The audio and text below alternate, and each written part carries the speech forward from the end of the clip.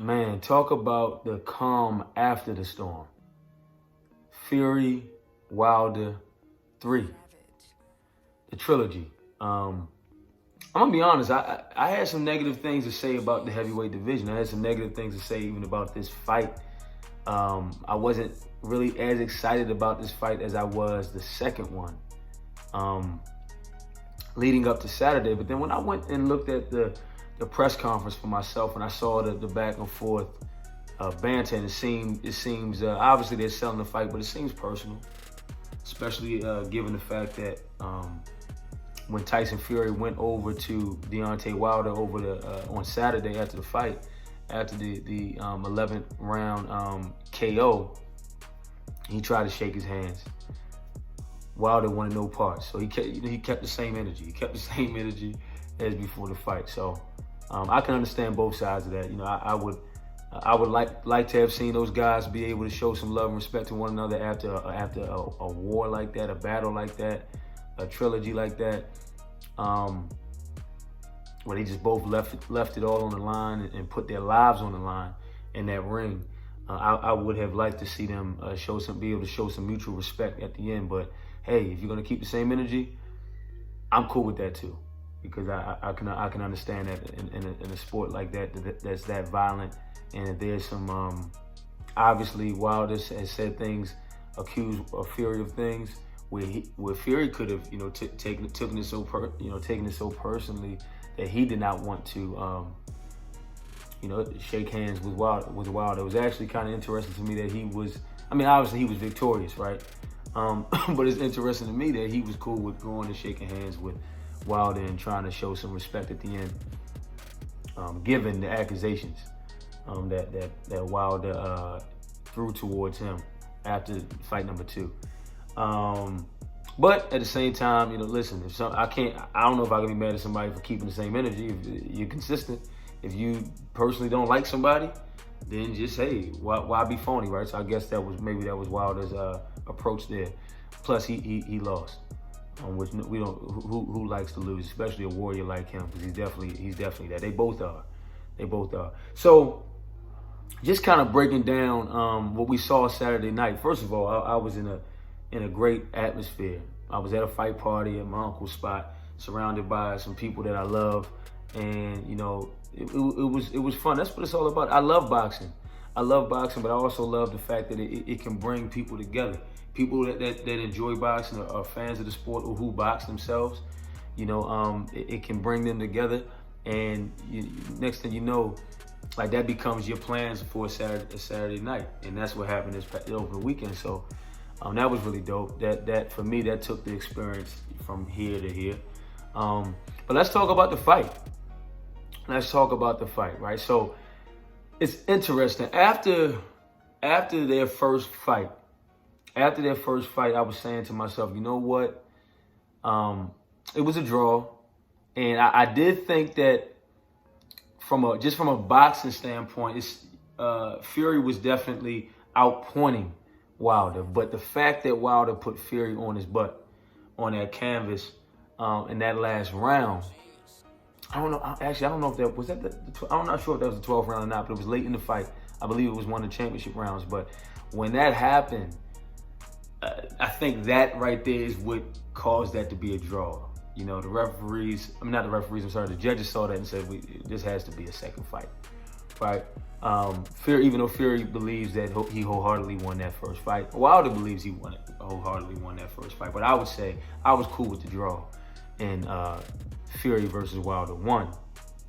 Fury versus Wilder 2, I was actually expecting Wilder to come in there and knock Fury out in the earlier rounds, right? But what I did not expect was for Fury to come into that fight looking as good as he did. I mean, he was in great shape compared to that first fight. Because remember, that first fight, that was the first time he was back in the ring for about 3-4 years because of the things he was dealing with in his personal life with drug use and everything like that.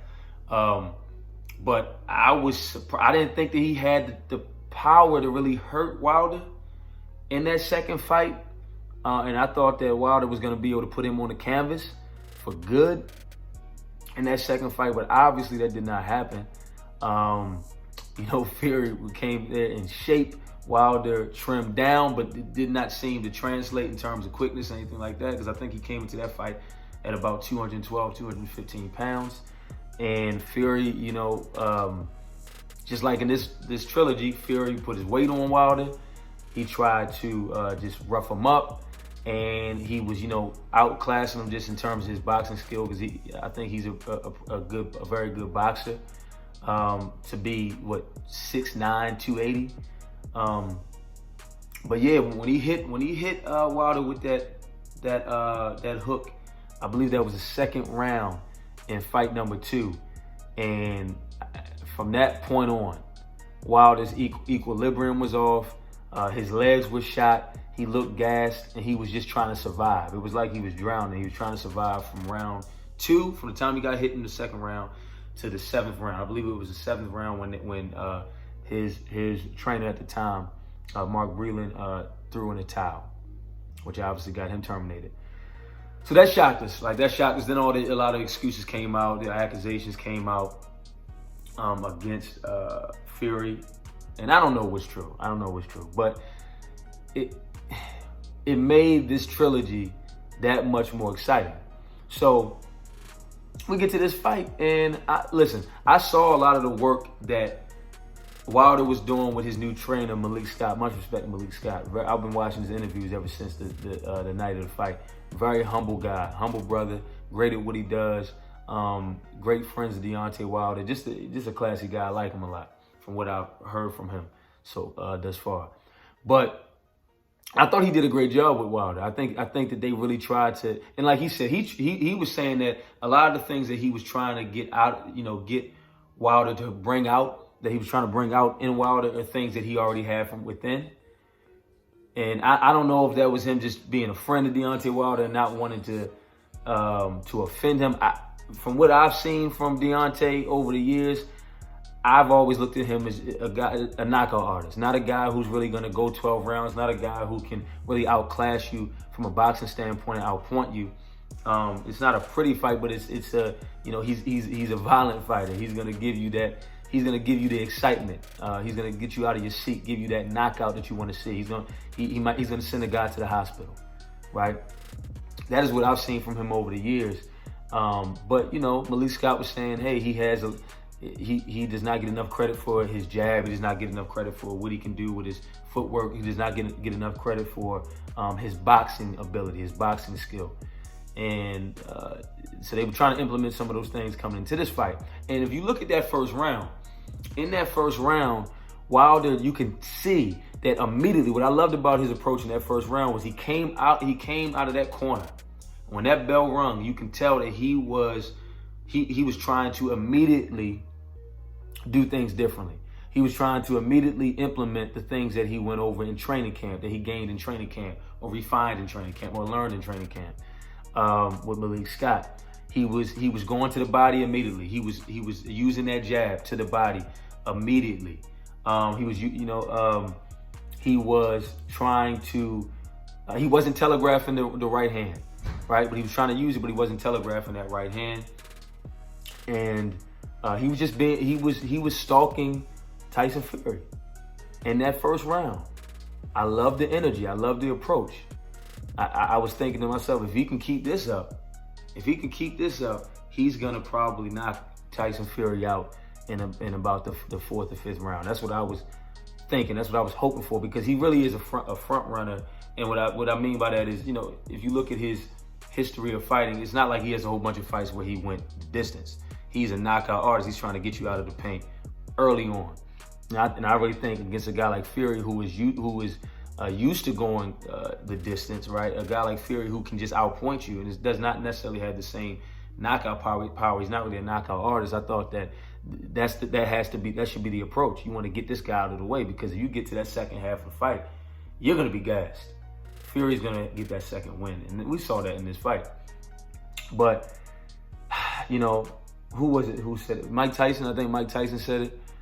Everybody has a plan until you get punched in the mouth. I think that's the quote, and that was pretty evident. Saturday night, because obviously Wilder had a new plan coming and strategy coming into this fight. But once that third round came along, and he got hit with that punch in the side of the ear again, it was almost like deja vu from the second fight. And you saw it in Wilder's eyes, you saw it in his body language. He went down, and all of a sudden, it was like deja vu. His legs seemed to be shot again. Did not have the power in his legs anymore. His equilibrium seemed to be off a little bit. You could just see it in his eyes, man. He was definitely dazed, right? So from then on, it was like Fury came in there, and Fury put on that weight, 280, and came into the weigh-in around that size. And we know why he did that. He was gonna try to, bully Wilder. He was gonna try to put his weight on Wilder. He was gonna try to rough him up like he did in the second fight. And he did the same thing in this fight. The only difference was Wilder came into this fight, I think, around 238, 240 pounds. So he was bigger. And I thought that he was more prepared in this fight and a lot tougher in this fight, because what I did not expect was for him to turn things around in that fourth round after being dazed in the third round and putting Fury on the canvas twice, not once, but twice. I would say, obviously, they hit I think Fury went down twice, Wilder went down 3 times in the fight. And obviously, while Fury in the end had the more impressive knockdowns, right? Especially the last one, which was the final blow. But I was impressed with Wilder, man. For him to come back, it was definitely a 180 from fight number 2. Just the mere fact that he came back in that fourth round and was able to give himself a chance to win the fight, right? And then he just kept fighting. I thought he hurt Fury a couple more times, but he ultimately went down 2 more times, and I really think that they could have stopped the fight before the 11th round. Wilder has been on record saying, "Look, I'm gonna go out on my shield. Let me go out on my shield." He fired his last trainer for throwing in the towel. So I don't think Malik Scott came into this fight looking to do that. They really felt like they had a great opportunity to get a victory and for him to become 2-time heavyweight world champion, but it did not happen. You got to give credit to Fury. I'm not really the biggest fan of Tyson Fury. I'm not. I have to be honest. For him to be considered the greatest in the heavyweight boxing division today, knowing some of the greats who have come through the heavyweight division in the past, I'm just not the biggest fan, honestly. I understand trash talk is part of boxing. They both do it. Wilder does it. He like I said, he had some accusations towards Fury, but I'm just not a big fan of even some of Fury's, some of the things he has to say. But you gotta respect him. You gotta respect his fight game. You gotta respect the fact that just like Wilder came out there and was a warrior and put his life on the line and put things on the line against a 6'9", 280-pound heavyweight fighter like Tyson Fury, you gotta give respect to Fury for getting in the ring with a 240-pound knockout artist, one of the deadliest right hands I've ever seen, and I think the sport has ever seen. And he did not seem fearful of it at all. He was trying to stalk at one point. For most of that fight, he was on the attack. He was stalking Deontay. So I got to give respect to him. I didn't want to give him that respect the night of the fight because I was still emotional because I'm a Deontay Wilder fan. But now with it being Monday and the emotions are gone, I can be more objective about things. I was able to be more objective about it late that night, but even more so now, you got to give the man the respect from the performance on Saturday night. And listen, at one point it was between, who was it between? It was between Fury, Wilder, and Anthony Joshua. The question was a few years ago, who is the best in the heavyweight division? I think, AJ just lost. We saw that fight. He lost. And Wilder just lost to Fury for the second time. So it's pretty clear right now. It's pretty clear right now who the top dog is. It's Tyson Fury, and now someone's going to knock him off the throne. But I hope to see Wilder back. Just as a fan, I hope to see him back. Based on some of the things that Malik Scott has said, I believe he will be back. But the thing with Wilder is he's not going to fight for second place. So at some point, he's going to try to position himself again to go up against the Tyson Fury. Will it be too late at that point? Do we want to see that fight again? I would watch it again just because the trilogy was just so entertaining. But I think Fury just has his number, man. And I don't think that Wilder would be, even if it's a few years down the line. I just don't know. I don't know, man. Fury would have to just completely kind of lose focus to catch an L against Wilder at this particular point. But you know what? When you have the type of power that Wilder has, when you have that type of power, I guess you just never know, right? I guess you just never know. You always have a puncher's chance. And I think that's why he's the type of fighter who wants to go out on the shield if he's going to go out, because his whole thing is, listen, I have this right hand. So don't throw in the towel. I always have a chance. I always have a chance. And from what Malik Scott has said in the post-fight interviews, Fury is but Wilder is the type of fighter who looks gassed at times, or gets a little wobbly at times, in adversity, but he still has that puncher's chance. So he's still there. Don't count him out. He's still there. So I don't know. But better fight than I expected. Lived up to expectations, I think, for this era. I know it's in history, but I wouldn't put it up there with Ali's fights and Mike Tyson's fights and some of Holyfield's wars and George Foreman. I don't think I would do that. But I give respect to it, man. I've been training, doing some boxing training myself, like once a week, and I can tell you, when you start training yourself and learning this art of boxing, learning the sport, you really start to look at the sport differently and look at these boxers differently, and you have a lot more respect for what they're willing to get in the ring and do, and all the work that goes into them even leading up to the fights. So I can't really, I know in the heat of emotion, you start to call boxers trash, and you say, oh, this fight is boring, this fight is trash. But when you're really thinking logically and of your right state of mind, you can't say those things with a straight face. You have to respect what these guys and women are doing, right? Clarissa Shields, you got to respect what they're doing. So that's my take. Curious to see what you guys think, to hear what you all's reactions. Word to the fight, your immediate reactions, and then your reactions a couple of days later. Until next time, Carl Nelson, I'm out.